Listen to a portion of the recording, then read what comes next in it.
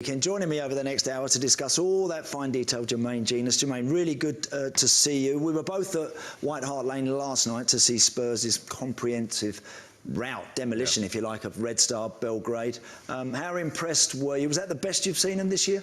I would say so, yeah. And I think, put the goals aside. I think Spurs, when they're on it with players like Kane, Lucas Moura when he's playing, and Son, you know that they're capable of getting goals. But it was the most fluid I've seen them all season. I think players look far more comfortable in the system.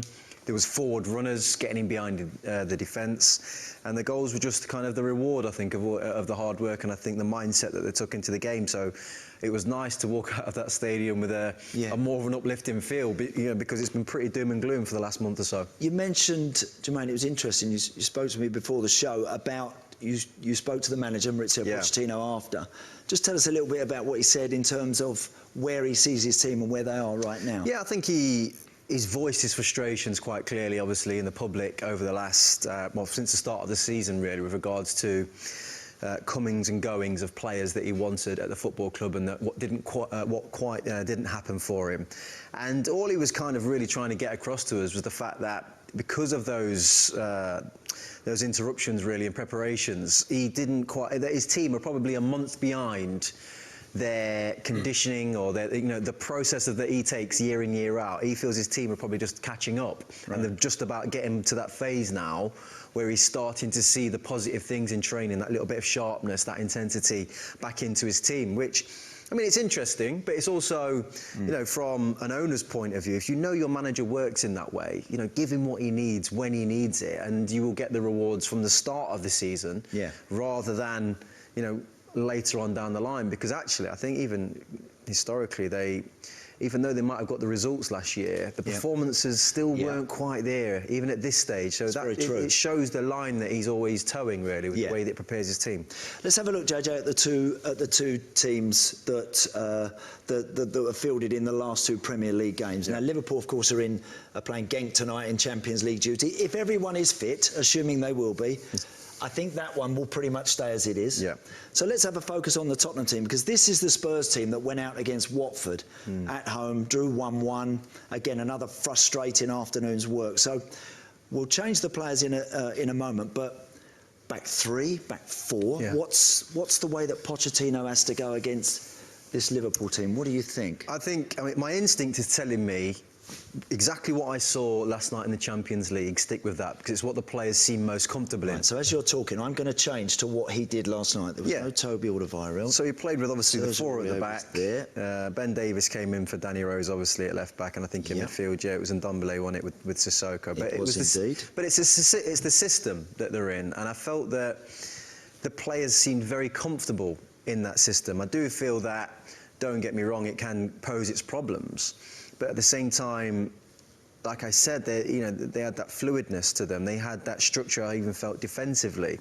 When Son was making runs forward with Dele, Kane dropped into a little pocket of space. The two in midfield kind of worked more like a midfield would work. Yeah. I think I just sometimes feel when you're onto something, just stop chopping and changing. Just stick with it. You're going up against a tough team anyway, and you played three at the back at the start of the game last year, and it really didn't work out. And until he changed it then, they started to get a foothold in the game. So I would think he might go with a four. Yeah, I tend to agree with you. I thought Ben Davies played very well. Sergio Aurier was neat and tidy with his work. Can be a little bit rash, can't he? Yeah. Davinson Sanchez, JJ, again, he's got that. He gives you that insurance with his pace, his recovery pace. Yeah. We'll come on to him a little bit in terms of Harry Mox. What about the performance of Moussa Sissoko as a holding midfielder to allow Ndombele to get going and Dele Alli to get up amongst those front boys? I just like power and the energy that those two possess in that midfield. I think since Moussa Dembele and Wanyama, they've never really had that power in there. I think Harry Winks offers you something different in terms of composure on the ball, the ability to beat the press. So when you come up against a Liverpool side or a City side and you are playing those ones into midfield, I would rather Harry Winks be on the end of it than probably Sissoko, because he's got a bit more composure. Yeah. But in saying that, those two seem to have something. They just seem to click a little bit yesterday, Sissoko and Ndombele, in knowing what each other wants. So I wouldn't mind seeing them together. Last season at Anfield, game finished 2-1 to Liverpool. Tight game in the end. It was a sloppy goal they conceded to Spurs to allow Liverpool to win the game. Yeah. But he went with a 5. Yes. He went with a 5. And first half, it clearly didn't work. And why was that, JJ? Why did that not happen for them in the first 45 minutes? I think one of the biggest things that I saw was the inability, or even the bravery from, say, Danny Rose's point of view and Kieran Trippier's to kind of engage. So play a lot higher up the pitch in that scenario. I know Trippier, I think I'll just highlight Trippier here. You can see Kieran Trippier in this situation here, but I think when that ball's working its way out to Trent Alexander-Arnold, I know that they're playing deep now, but I just felt that they gave them too much space too soon. And I just think if you're going to play 5 at the back, get in their faces, stop them playing. So that's too much room for someone like Andy Robertson. It can be. To get a touch and just pick your head up and have options in front of you. I think with both of these fullbacks, you can feel really secure as a team. You can look around you and go, actually, we're all right here. I've got my 2 centre forwards in front of me. Everything's going all right. That was a big problem for me. I didn't enjoy just the complete lashing of the ball all the time, because what Liverpool are very good at is sustaining attacks. Yes, turning the ball back Correct, over. yeah. You've given the ball away again in that scenario, and that all you're doing is encouraging Liverpool to keep doing it. Yeah. Yeah, and these are the spaces that we were talking. How often can you give a player of Andy Robertson's quality this amount of space? So and Trippier's reluctance to break out from the ranks where they've been told, Correct. even as a 5, JJ, to stay narrow and stay tight. Look, I get it to an extent, because in Trippier's mind, he's thinking, if I get out here, look at this, basically, and Yes. look at Sadio Mane just waiting just to go and exploit that space. Yeah. So I'm thinking, I kind of get it, don't get me wrong, and Liverpool have been very brave. Look at the amount of players they've got at the top end of the pitch, but sometimes it's just a matter of just communication, shuffle across, Correct. shuffle across, and it's like, get out to him and stop the actual problem, because he's the biggest problem that we've got right now in Andy Robertson, and he just half-hearted everything on both sides. And what we saw, if you give Robertson, and in many ways, in particular, Trent Alexander-Arnold time, as they have here, to measure a pass. Yeah, that's just too much. He'll do that. He'll put it on Firmino's head, and it ends up in the back of your net. Yeah, it's way too much. So you've got to get. So if you're going to deploy 5, you've got to get it right. Second half, JJ, they changed it. They went to a 4. Danny Rose played in front of Jan Vertonghen a little bit, and it was far more effective in denying this space for the Liverpool fullbacks. I just think sometimes in a 5, you get yourself into this position of who's doing the job, who's picking up who. Whereas in a 4, I think Kieran Trippier knows exactly what his job is. That's true. And he knows, right, I've got Toby just behind me. I think there's sometimes just a little bit of confusion in that between the central defender and the 2 next to him, and you kind of pass the buck a little bit. You can do. So all of a sudden they go back to a kind of the 4 at the back, the 2 in midfield. It was not a surprise that Trippier's now imposing himself on the game. He knows I can just go now. I've not got to worry about what's behind me. Yes. And they got themselves massively back into the game, which is why I believe he will go with a 4. I don't think the 3s quite worked for them, and this was obviously a disaster. It was a poor goal, wasn't it, that they conceded? Otherwise, they might have actually ended up getting a well-deserved point. They were much the better side in that second half. Hugo, knows that was a big mistake on his part, but it happens, but I think from that second half performance, at least they kind of went, we can go to Anfield and put in a performance. Now, Sheffield United just recently against Liverpool at Bramall Lane, Chris Wilder plays 3 at the back, and they kind of frustrated Liverpool for quite long periods. They're good at it, and they do it on a weekly basis. They do. They don't detract from that, or they don't alter that at all. What we saw United do, and credit Ole Gunnar Solskjaer, because he's had quite a lot of negative press lately, but he came up with something to try and nullify Liverpool in a way, and it was 3 at the back. But the way that he used Aaron Wan-Bissaka and Ashley Young was important, because they went after their fullbacks, JJ, didn't they? It was brave of him. I think when we all saw the lineup, everyone went, oh, here we go. Mourinho's took so much criticism for being so defensive, but what he did was the polar opposite to that. Wan-Bissaka's going after Robertson there. Look how deep Liverpool's fullbacks are. And actually, if you just pause it, just look at the area in which Liverpool are playing in. I think them just be this side of it actually. But even if they're around here, yeah, it's far better than them being up here doing it. Correct. So, you know, from Ollie's point of view, he's like, yeah, you know, go and win that ball, go and get in their faces, make life difficult.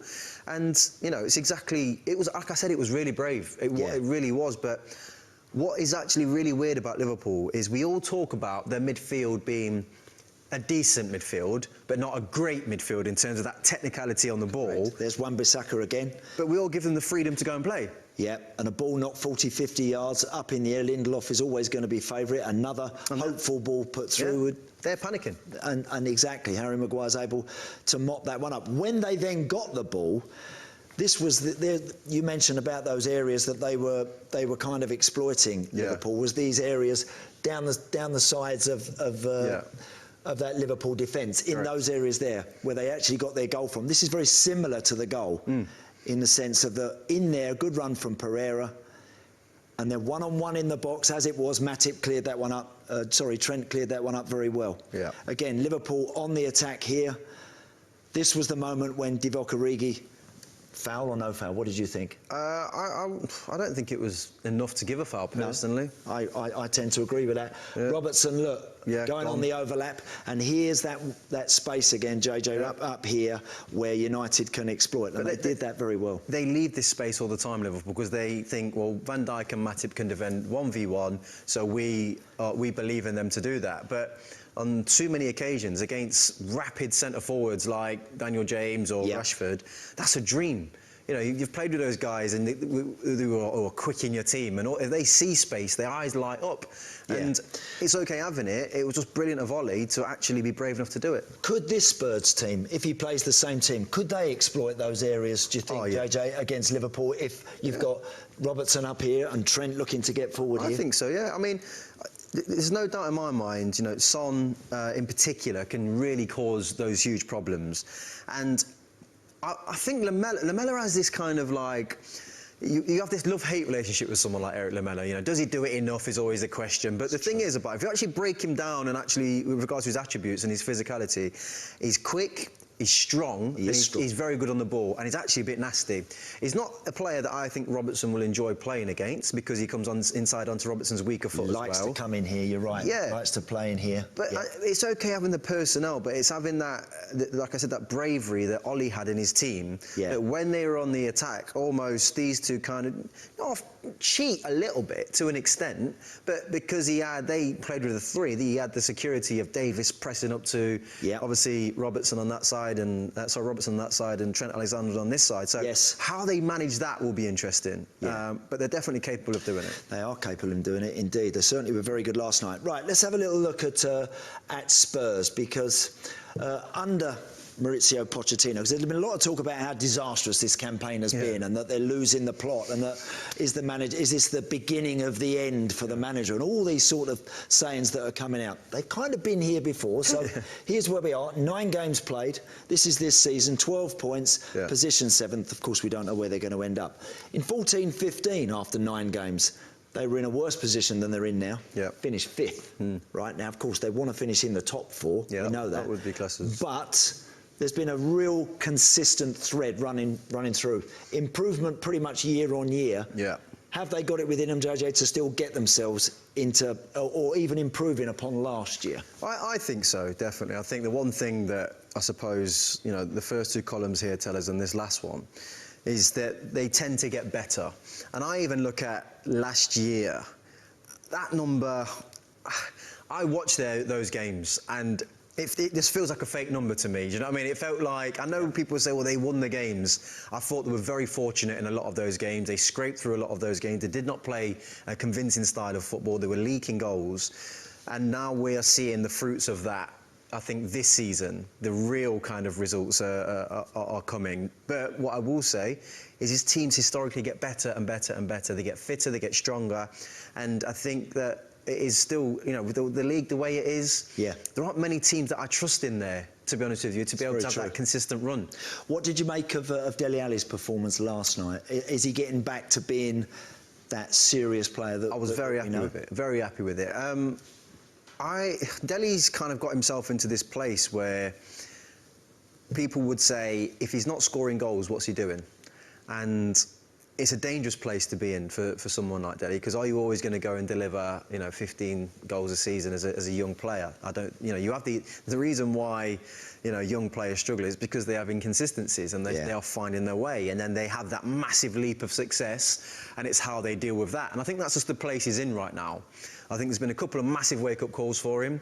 England squad being one of them. You're all of a sudden looking at Mason Mount, Maddison, maybe even someone like Jack Grealish now getting spoke ahead of Dele. Yep. That's without Loftus-Cheek. Yep. European Championship year. I think he's just had a bit of a slap in the face and kind of gone, I need to wake up here. And game against Watford was a step forward. And I think, obviously, the game last night was another huge step forward for him. I think he's just got that steel in him, Dele, that he'll fight his way back into good performances. I like him, Jermaine, when he operates. I think he's a smart footballer, and he will always want the ball. He will always want the ball there. He can always have the ball. I like him when he operates in these areas. Definitely. I think that's when he's his biggest threat, because from there he can get there, he can get there, and he can run beyond Harry Kane. I like him when he's that 20 yards further forward. You can watch him in this little clip from the weekend. He has a little look for the ball. Then I want to get into that little gully where I'm good. Yeah. Now, there he doesn't link up with Harry Kane. In fact, I think Harry Kane was a little bit on his heels. Running beyond the striker. That there is gold. That's what Harry has missed more than anything. I agree. I really do. More than anything, you could talk about Son, Moura, Dele, and others. That run from Dele is where Harry gets most of his goals. Starting the press and initiating it, being a trigger point for the team when they're going to go after their opponent. Can he be that man? He did. Again, I think because he's not quick and he's not explosive like Son, people think he doesn't work as hard. I'm telling you, if you looked at his numbers, he works just as hard as all of them. Again, these little things here are just... It's receiving the ball in tight areas like that. It's brave. Yeah. And, that is what top midfielders do. It's not with everything in front of him. He knows tackles are coming in behind him, and now he's engaging that back four and making them think. Yeah. Again, I think when he's like he is in those positions, and I saw a lot more of it last night. Again, here, this was, I think, again, another great run towards the ball. He likes doing that sort of stuff, JJ. He wants to feel like he's a number 10 that can do all of that. I actually always see Dele Alli at his very best when I just see him being ultra effective. Correct, yeah. I think if he does start to play with his back to goal too much and trying to turn balls round the corner, he can do it. I don't think he's great at that. He's not Gianfranco Zola. He's not Dennis Bergkamp. No, he's not them. No. What he's got from what those guys didn't have is that fantastic awareness and ability to time a run. Here's his goal. I think this is the run for his goal. Again, where picks the ball up in a good position, changes the play, then immediately is now travelling. He's travelling and he's offering something else in that direction. And again, it's the ball eventually, when it comes in, he has to check his run there. This is Heung-min Son actually driving into the box. I beg your pardon. That's it. Can we run this one more time? Yeah. Take that back. Yeah, only till Harry Winks gets on the ball, really, because I think this is another one of Spurs' problems that they've had in terms of that midfield area, is that Dele's making this run here, and if you just pause it now, so as we kind of run it on, Dele's thinking space. Look at this. He's thinking clip that one to me. In there. And I'll get on the end of it, is what he's thinking over the top, Harry Winks. And you might say, ball out wide, but sometimes this is why I think Harry Kane's not making runs. So I'm not sure Spurs have got a midfield player, whether it's Ndombele, Sissoko, Winks, whoever it is. Eriksen's about the only one that would play that ball right now. And I think that, if you look at Dele's run here, he's actually frustrated. It's a bit like... there's nothing worse than getting there and having to check, is there? And now he's kind of in no man's land, hoping something's going to happen. You're easily marked, aren't you? I think so, yeah. This is the one for his goal. This is the one, again, where he's in that great position. Yeah, great now, position. again, there's a long ball knocked up to the skipper. Knocked up to Harry Kane. And he makes that run, JJ, like he does. And now, from here, he is second favourite by a distance. Yeah, he's miles off it. I don't know how he gets there in the end, but it's just sheer determination. I think, obviously, a huge mistake from Ben Foster, but the finish is not an easy one, by the way. That finish is not an easy finish on your weaker side. But he deserved it. I mean, there was a clip of Dele at half-time, and he picks up the ball and he launches it into the crowd, when the half-time whistle's blown, and he's just frustrated. And I think he's just in that place now where he's like, you know, like I said, he's woke up. He's like, right, I need to get on it now. And that was like a couple of indications to show me that his head's in a good space, if you know what I mean? Yeah. You had your breakthrough season. Yeah. Which would have been Newcastle going back to what year, JJ, was that? Probably 3-4. 02? Yeah, I think 02 or a 3-4, something like that? Yeah, I think 3-4, because 02 was the... you had an outstanding season when you came in your first one. Yeah. And under Sir Bobby Robson. Yeah. And you would know how difficult that is when you hit the ground running, as you did, as Dele Alli did. Yeah, 100%. How difficult that is to keep that going, especially JJ as well, because you had situations when you get your injuries and the body starts to let you down. It's weird, so you probably sympathise with massively. him a lot. It's almost identical to an extent. You know, he's playing, you know, I was playing in a Champions League team at Newcastle. It was experience, you're on a high. You know, you're off the back of winning, like, Young Player of the Year awards. That's right, you did as well. You've done that, Dele's done it twice. And you kind of then get into this little space where you plateau out a little bit and you think, oh, this is what it's going to be like.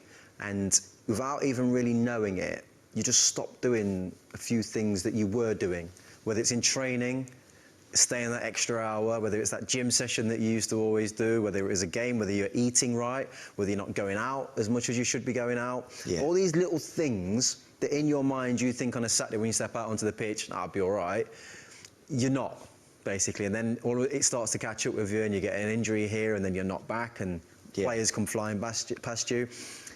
And that's why I do sympathise with him. He's had a lot of success early on in his life, financially and professionally as well, and he's earned that. These next 2-3 years are going to be the most important, I think, in his career with regards to really lighting himself back up. If we look at Dele's career, obviously in 15-16, 33 games. Unreal. He's always been very durable early on. Oh, God, yeah. 33 games, 10 goals, 9 assists. That second season, 16-17. Outrageous, yeah.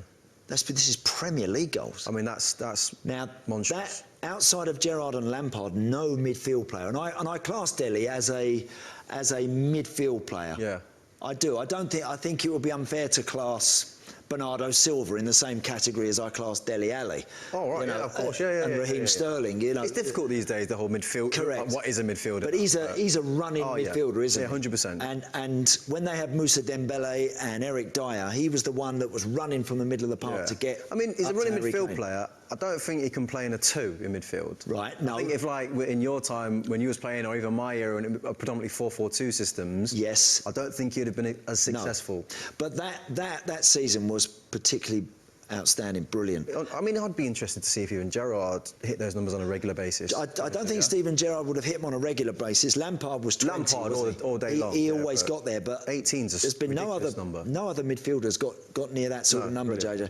And then over the last couple of years, particularly last season when injuries have kind of took its toll a little bit, it started to drop away. I wonder this season with the likes of James Maddison, with Mason Mount, with even Ross Barkley at the moment at Chelsea, with Jack Grealish now at Aston Villa, and we're going to focus on Jack in a little while, with the emergence of these other younger players, whether that can Dele use that as a bit of a tool to get himself going again? Yeah, he'll have to, because he won't like it, he won't enjoy it. He won't, you know, he's got an arrogance about him, Dele, and he's got obviously a lot of pride, as we all do as, you know, professional footballers. And he won't enjoy not wearing that number 10 for England. It's as simple as that. And the only way you get back into that team, for someone like James Maddison or Grealish or Mason Mount, for example, they're creative in different ways. And I think for Dele, he needs to start it in the back of the net again.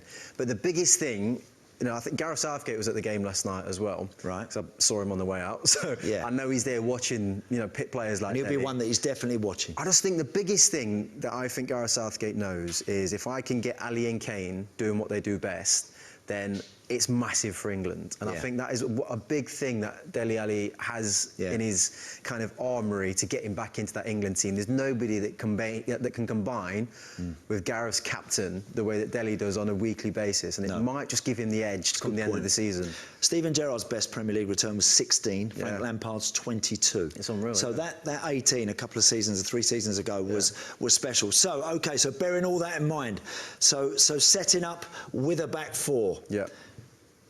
That we saw last night that was very impressive. With maybe Moussa Sissoko sitting there and Dele Alli making those runs, can this Tottenham team go to Anfield and disrupt that one like Solskjaer's United did on their own patch? I don't see it just yet, personally. I think they can. I think it'll be an improved performance. I think it'll be something that at the end of the game they'll go, you know what, we're now on the right track. I feel Liverpool at home have just got a little bit too much for them in the state that they are. Are they playing great at the minute, Liverpool? No. Well, first half Liverpool, I think Spurs win the game. You know, the first half Liverpool game against Man United, I don't even know what that team was. I don't know who it was. I was watching the game thinking, what has happened to Liverpool? You know, if you're going to win the league, you can't play like this. No. They're not playing great, no, but how many games have they just managed to get over the line? Penalties and decisions and so on and so forth. And the reality is, if these three turn up and do what they do best, then there aren't many that have had the ability to stop them at Anfield anyway. And I think they've got into that mode, Jermaine, at the moment, Liverpool, where they look like they know how to win without playing great. Yeah. Or, I know they didn't win against United, but they didn't get beat in the end. They look like, and again, as much as we praise Ole Gunnar Solskjaer, second half, Jurgen Klopp, with what he did with Jordan Henderson, he still had another little chink in his arm, didn't he? He had something else there to maybe affect Manchester United. So I think they've got that about them at the moment, this Liverpool team, where they trust each other. They've come that far as a group now, European champions, that they know how to get over the line. Precisely that. And I think off the back of the game at Old Trafford, I think that's kind of woke them up a little bit. I think they realise that they're not quite there yet in terms of actually, you know, people thinking, oh, yeah, they've won the league already. I'm not saying the players think that. I'm just saying that you have certain performances that just kind of wake you up sometimes. And I think that first 45 minutes, you know, a lot of fingers being pointed at Van Dijk all of a sudden, you know, your captain gets dragged off and, you know, they scrape over the line to get a draw. I think, you know, come this weekend, they're going to be right at it. How much when you play against a team, it will be how many months ago now was the Champions League final? 5 months ago. How much is that is still relevant to what's going to go on at the weekend? I wouldn't say any of it in my mind. I think if you looked at that Champions League final, Spurs probably played the better football. Liverpool were as bad as you've seen them and still managed to get over the line, the job done. So, you know, and they're all in completely different places. You know, Spurs are, you know, low on confidence, building themselves back up. You know, this Liverpool team are champions of Europe. They've still kind of got their chests out a little bit, top of the league, getting results, especially at home. Big man Alisson's back in the team now. Salah will probably be back this weekend. All those things will lift them, lift the crowd, and that's all the things that Spurs are going to have to deal with and handle on the day. So it was thankful to them that they managed to get that result last night, 'cause I think, and the extra 24 hours might be an issue in terms of recovery as well. But I still think Liverpool will probably just about tip it. I think it'll be the same result as last season, 2-1 to Liverpool.